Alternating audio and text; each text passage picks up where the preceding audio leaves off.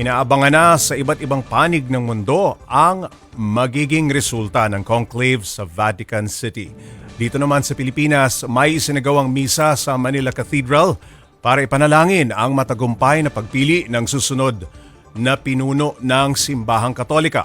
Para bigyan ng mukhang balita, may live report mula sa Manila Cathedral si Arles de los Santos. Arles, anong mga ganap dyan? Pops J, bago ang pagsisimula ng conclave o ang pagpili sa bagong magiging Santo Papa.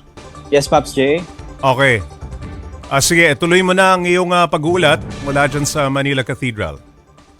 Pops J, bago ang kanina pinangunahan ni Father Biel Bautista ang misa na kung saan ay kanyang binigyang diin ang halaga ng pagsasagawa ng conclave at sabi niya na mahalaga raw na bibigyan ng prioridad ang pagpapatuloy ng legacy ni Pope Francis lalo pa at kilala ang Santo Papa bilang isang mapagmahal at mahabaging Santo Papa.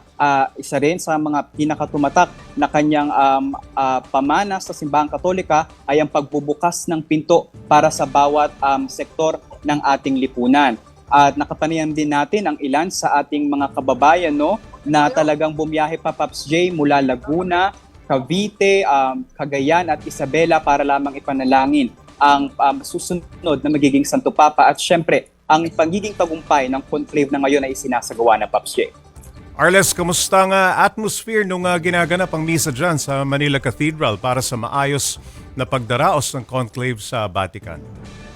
Pops J, kanina ay medyo halo ang emosyon dito ng mga kasama natin. Pero unang-una sa pagsagawa ng misa, ito ay talagang taimtim na nananalangin ang mga kapatid nating Katoliko.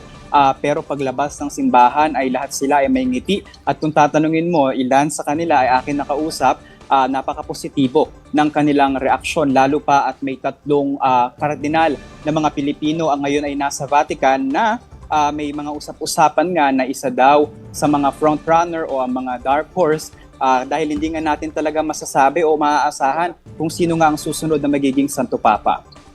Alright, maraming salamat Mobile Journal. Arles de los Santos, nag-uulat live mula dyan sa Manila Cathedral.